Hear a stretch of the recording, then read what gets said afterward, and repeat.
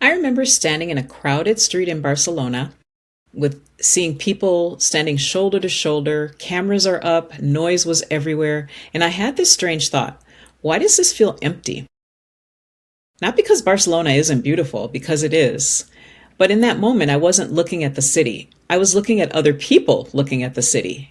I remember trying to take a picture and realizing I couldn't even step back far enough to frame it because every angle had someone in it. And for the first time on a trip, I had been so excited about, I felt disconnected. And just a few days later, everything changed. Not in Barcelona, but in a place most people skip. And what surprised me most wasn't where I went, it was how different I felt, because it made me realize something I hadn't expected. Sometimes the places we're told we have to visit aren't the places that actually change us. And if you've ever taken a trip that looked perfect on paper, but felt just a little off, like you checked all the boxes, but something was missing, you're going to want to listen to this episode because today we're unpacking something that might completely change how you plan your next trip. Why skipping Barcelona might actually give you a better experience of Spain. And if you're already thinking about Spain, I'd love to help you design a trip that feels the way you want it to, not just look good online. Don't forget to subscribe to my channel so you never miss an episode. You can schedule a consultation with me at Nostalgic Travel using the link in the description. So welcome to Cheryl's Travel Blueprint, where we don't just plan trips, we design experiences that change us. Let's talk about Barcelona, because this isn't about criticizing the city. Barcelona is incredible, but it's also overwhelmed, and you feel that overwhelm in ways that are hard to describe until you're in it. Like standing in line for a cafe, finally sitting down, and before you even finish your drink, you can feel the pressure for the table to turn. Not because everyone's rude, but because the demand is constant.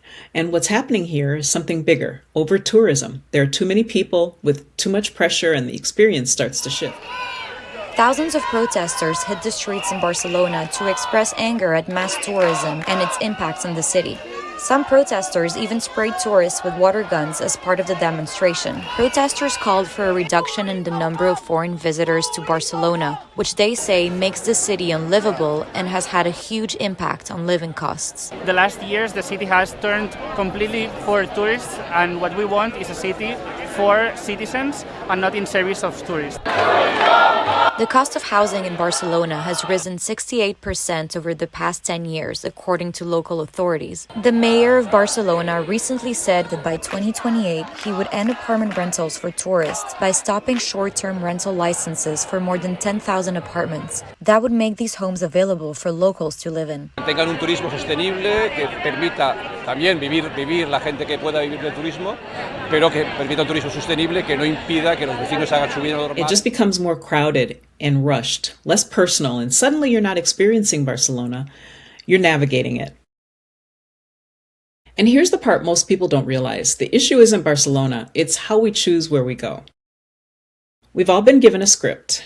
Go here, see this, don't miss that. Visit the landmarks, take the photos, move on to the next thing. And on the surface, it feels exciting because it feels like you're doing travel right. But underneath that, there's pressure, an invisible checklist running in the background of your entire trip. You're wondering, am I seeing enough? Did I miss something important? Are we making the most of this? And that pressure changes how you experience a place. I've had travelers tell me that they didn't even know why half the places were on their list. They just knew they were must-sees. And when I ask them where that list came from, the answer is usually a blog, a TikTok, a top 10 things to do list, some version of someone else's experience that they felt like they had to recreate. And this is where it gets really interesting because the moment you start following someone else's version of a destination, you stop noticing your own. And there's nothing wrong with looking to social media for inspiration because, it gives you ideas. But then you got to take that next step. It's just important to know yourself and what you want from an experience before you decide to book. I remember talking to a couple after a trip to Europe, and they said something that stuck with me. We were exhausted, but we felt like we couldn't slow down because there was still so much more to see. And I asked them, what would have happened if you skipped half of it? They paused because no one had ever given them permission to do that. And that's the real issue with the invisible script. It doesn't just tell you where to go. It tells you how to behave when you get there. You have to move quickly, see more, don't linger too long, and before you realize it, you're experiencing a place through urgency instead of presence. You wake up early to beat the crowds, you rush through breakfast, you check your list, and even in a beautiful place, you feel like you're behind. And that's the moment everything clicks. We're not designing trips, we're inheriting them. We're stepping into someone else's idea of what destination should be instead of asking ourselves what we actually want from it. And the shift is simple but powerful. The moment you stop asking yourself, what should I see? And start asking yourself, how do I want to feel? That's when the script breaks, and that's when your trip becomes yours. Standing there in Barcelona with the heat rising off the pavement, hearing constant noise everywhere all at once, and movement of people just always going somewhere. It's energy and it's vibrant, but it's also a lot. And the thing about that kind of environment is you don't always notice what it's doing to you until you step out of it.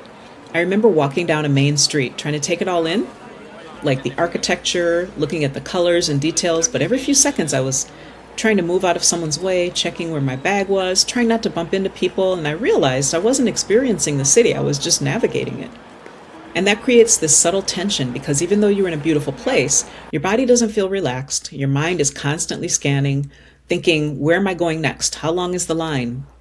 Are we behind schedule? And that pressure builds quietly. At one point, I remember checking the time, not because I had somewhere important to be, but because I felt like I should be moving on. Like staying too long in one place meant I was missing something else. And that's when I stepped into a side street, not intentionally, just instinctively. And the sound dropped almost immediately because there was no crowd or urgency, just the echo of footsteps and a few people walking and talking in the distance. And I stopped, not because I planned to, but because I finally could. And I remember thinking, why does this feel better than the main attraction? And that question stayed with me because nothing about that side street was more impressive. There was no landmark or line to get into anything. There was no reason it should have felt more meaningful. And yet it did. And I started to notice something else. In the quieter space, I was paying attention differently. I noticed the details on the buildings, the way the light hit the walls, the rhythm of people just going about their day. And for the first time since arriving, I wasn't thinking about what was next. I was just there. And it made me realize something I hadn't been able to put into words before. It wasn't the city that was overwhelming. It was the pace I was experiencing it at. Because Barcelona itself isn't the problem. It's how most of us move through it. Fast, focused, and trying to fit everything in. And when you combine that pace with a place that's already full of energy, it amplifies everything. And that's when the shift begins. Not in a different country, not even in a completely different type of place, but in a simple realization that maybe the experience I was looking for wasn't going to happen in the middle of the crowd. And once that thought enters your mind, you start to look at everything differently. You start to wonder, what would this trip feel like if I chose places where I didn't have to fight for the experience? And that's where the question started to shift. What if the experience I was looking for wasn't in the places everyone else was going? Let's talk about Valencia. Because Valencia quietly gives you everything people think they're going to get from Barcelona. It has beautiful architecture, a coastline, incredible food. But the feeling is completely different. I remember sitting at an outdoor cafe there, watching locals, having lunch. Nobody was rushing or checking the time, and I realized no one here was trying to see it all. They were just living. And as a traveler, you start to mirror that. You slow down without even trying. And here's what's fascinating. The experience you're chasing in a crowded city often lives in a quieter one. Then there's Figueres, home to the Dalí Theater Museum. This is a place like no other. I remember walking into one of the rooms and just standing there, not trying to understand it, but just experiencing it. There was no one rushing me or a crowd pushing behind me, and that's when it hit me. This is what connection feels like. Places like Valencia, Figueres, Granada, Córdoba, San Sebastián, they're not trying to perform for tourism. And because of that, they feel more real. I've had travelers come back and say, we barely took any photos, but we remember everything. And this is where everything changed for me. That place I mentioned earlier, it was Granada. Quiet streets, no pressure, no checklist, just a quieter place, not empty, just not overwhelming. I remember arriving and noticing something almost immediately. No urgency or pressure to move faster. There was no feeling like I needed to compete for space. And it wasn't dramatic, it was subtle, but it was enough to make me pause and think, why does this already feel different? Granada doesn't demand your attention the way a city like Barcelona does. It invites it. And that's what a completely different experience feels like. I remember one night in particular sitting in a small plaza with no plan or itinerary. I didn't have a next stop. I was just sitting, listening to the sound of conversation around me and glasses clinking, music in the distance. For the first time on that trip, I wasn't thinking about what I hadn't seen yet. I wasn't thinking about what I should be doing. I wasn't really thinking about anything at all. I was just there. And it's hard to explain if you haven't felt it, but something shifts in that moment because when you remove the pressure and the noise and stop trying to keep up with an invisible script, you start to come back to yourself.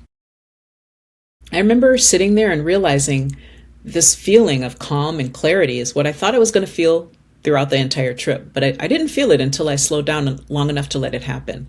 And that's where everything clicked. It wasn't about the destination or the landmark or checking the box. It was about the environment I had put myself in. Because Granada gave me something that Barcelona couldn't in that moment. It gave me space to notice and feel and to reflect. And when you have that kind of space, travel stops being something you consume and becomes something you experience.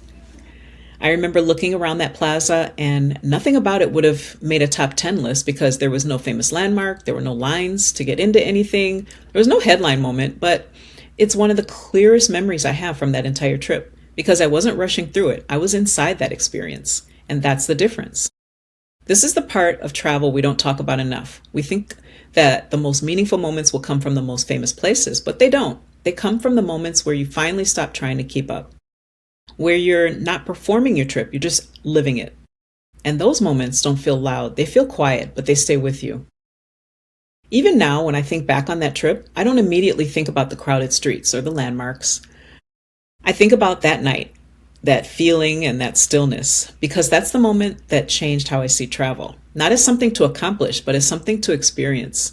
And once you feel that, once you've experienced travel that way, you can't unsee it. You start asking different questions. Instead of saying to yourself, what should I see next? You might ask, where will I feel that again? And that's when everything about you and how you travel begins to change. And if you're starting to think about Spain differently, one of the best ways to experience these places is through curated local experiences, whether it's a walking tour, a food experience, or a day trip to a smaller town. I've included a link in the description to get your guide, where you can explore experiences across Spain, including some incredible options in places most travelers overlook. And just so you know, I may earn a small commission at no extra cost to you. And don't forget to subscribe to my channel so you never miss an episode. Hidden gems work because they remove friction. There's less noise and pressure and more space. And when you're not thinking about what's next, you start noticing what's now.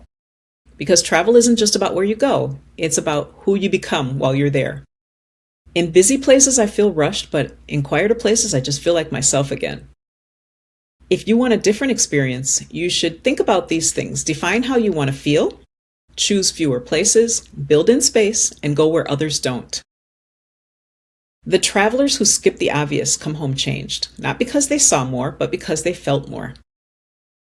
You can go to Barcelona and have a great trip, but if you want something deeper, you might find it somewhere else, in a quiet street, a late dinner, a place you almost didn't choose. Because sometimes the most meaningful part of a journey is what you decide to skip. If this episode is making you rethink how you want to travel, that's exactly what I design at Nostalgic Travel.